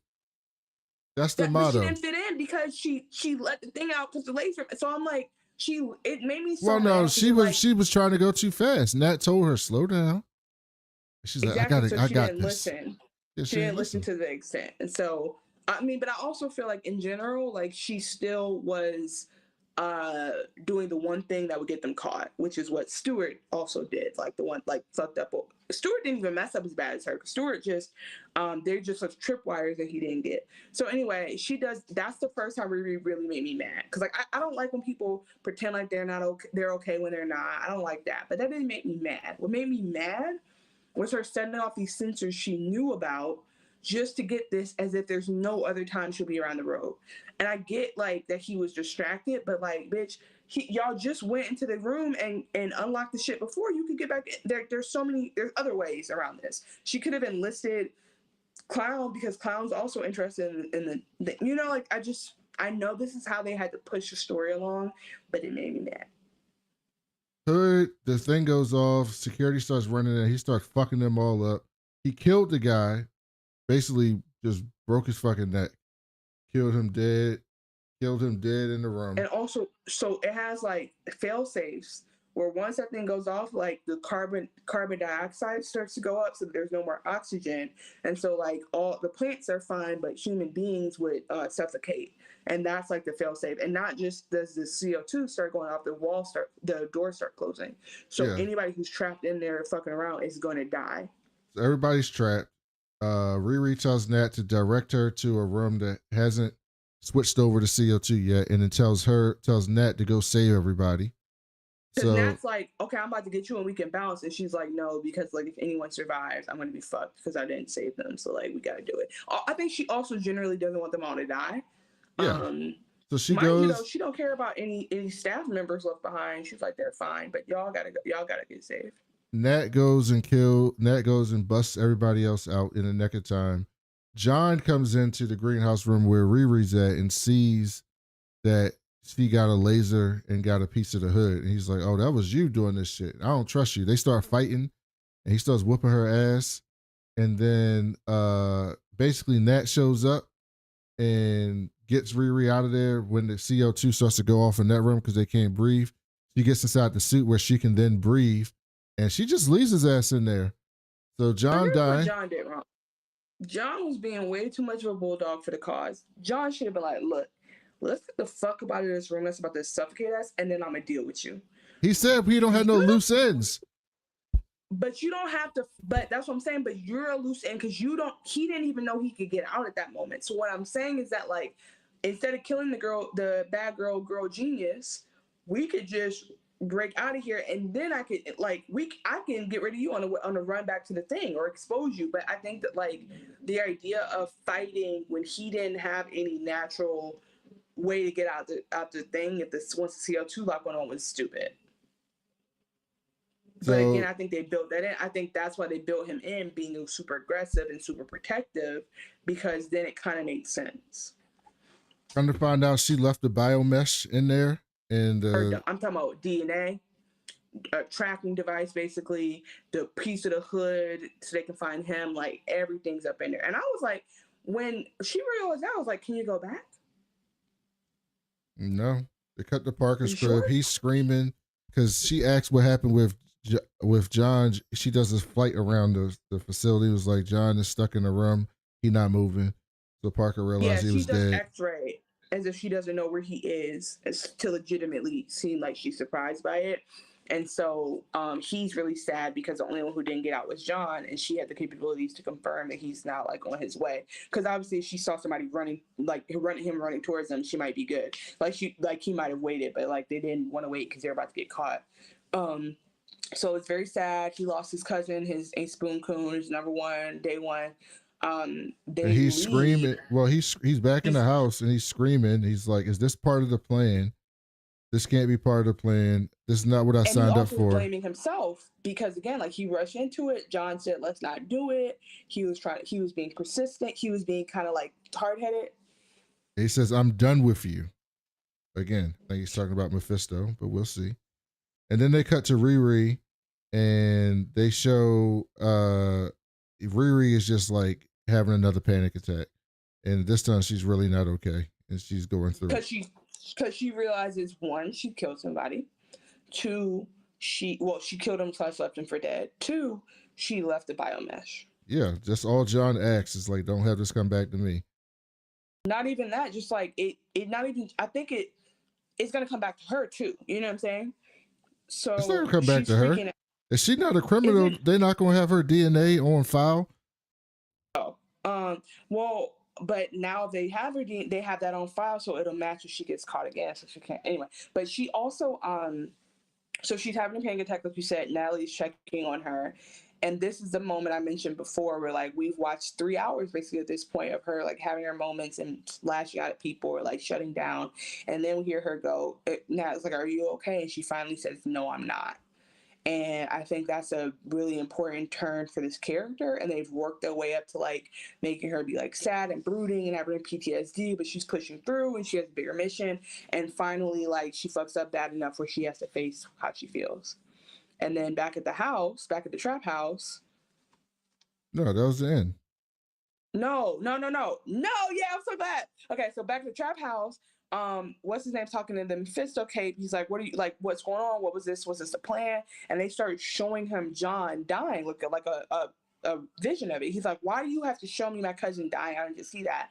And then they show a big shadow, like the cape is talking to him, the hood is talking to him. It shows a big shadow of Ironheart, so it shows the hood that Ironheart was there when John died. Some kind of way it's able to tell him what he missed through like the dark magic. And so we realize at the end too that now the hood knows that Ironheart was there / killed John. Like he's gonna make the jump. So if they were thinking about canning, well, they wouldn't have thought about getting rid of her before because he thought she was on the team.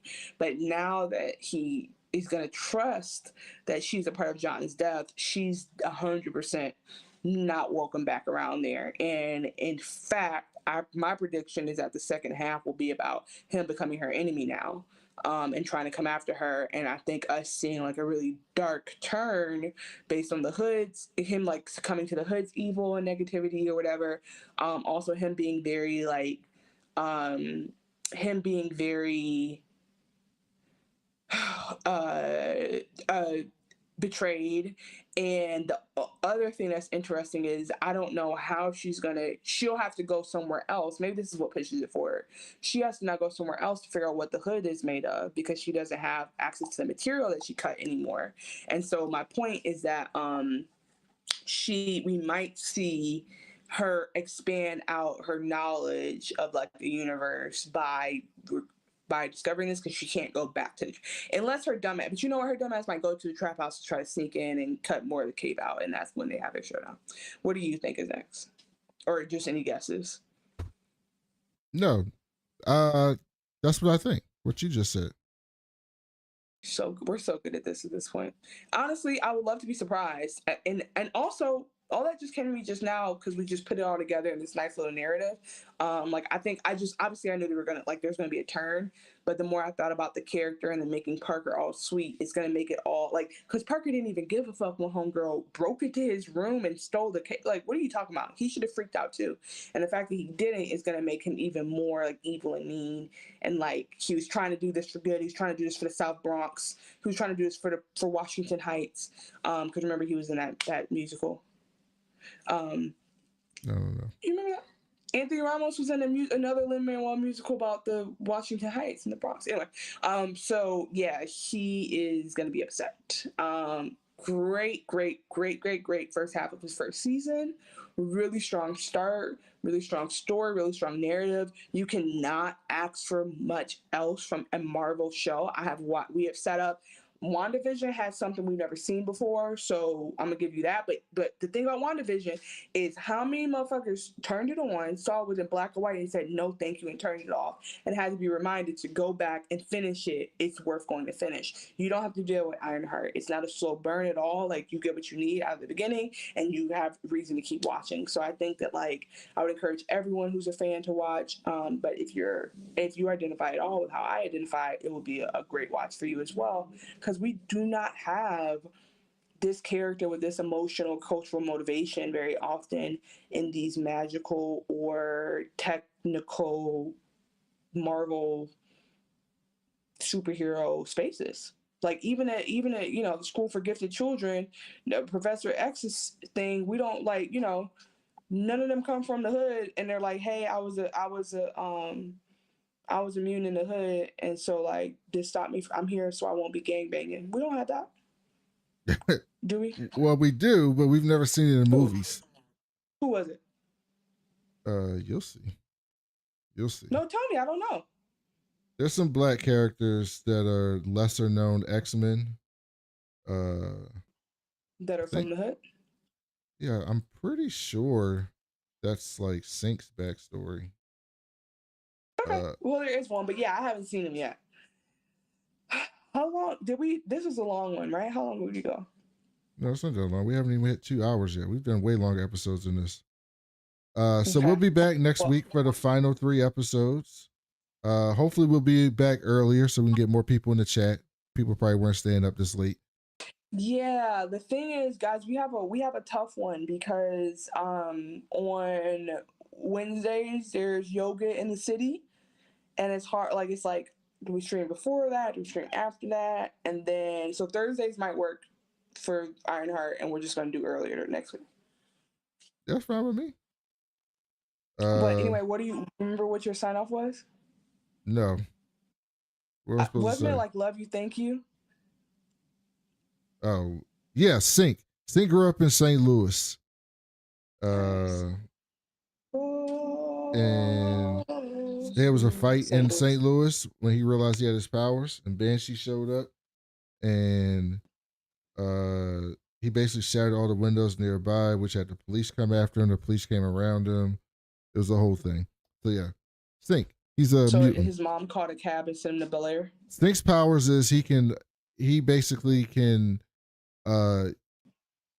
use the powers of people who he's interacted with or he's nearby for a short period of time. Anybody's. He can sync with them. That's Sync. Power clone. Yeah. So hopefully we'll see Sync. He's a relatively popular character in the comic books. I don't think we've seen him in the movies. I don't remember seeing Sync. Well, so we have Ironheart. We almost had A-Train with his made up ass backstory. And so one day maybe we'll actually get Sync.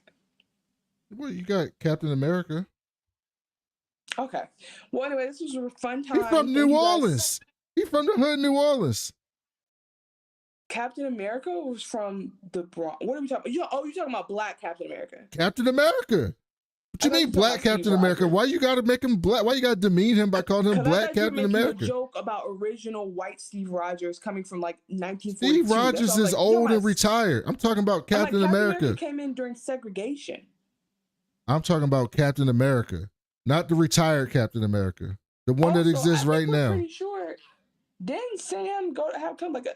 Sam is from New Orleans. Did you watch Falcon and Winter Soldier? But didn't he have two parents? Didn't he have like a nice home? Oh. I'm pretty sure he went to Cranbrook and had two parents. Yeah, see, Black people. They got two parents. Do you know that reference? Yeah, I know that reference. What is it from? A terrible movie. Oh, so you don't know the reference because you went. Yeah, I do. It's a movie that you should only watch the last 15 minutes. I'm done. I mean, that's what it is. You're slandering the movie. Okay, guys. Well, this was so much fun. I really loved Ironheart. Don't forget to like, subscribe, and comment. Apologies. I packed everything. I packed my mic. I packed my headphones. I packed my computer. I left my charger. That's why I'm on my phone. But next week, I'll be in my new studio. Apparently, there'll be less echo there, so it'll be great. And we're really excited to have you guys here with us as we try to get back to a weekly cadence. In the meantime, again, like, subscribe. Go to YouTube. Even if you don't watch YouTube, subscribe real quick. Like our last video, share with friends, please. And we'll aim to see you this time next week, but like a couple hours earlier.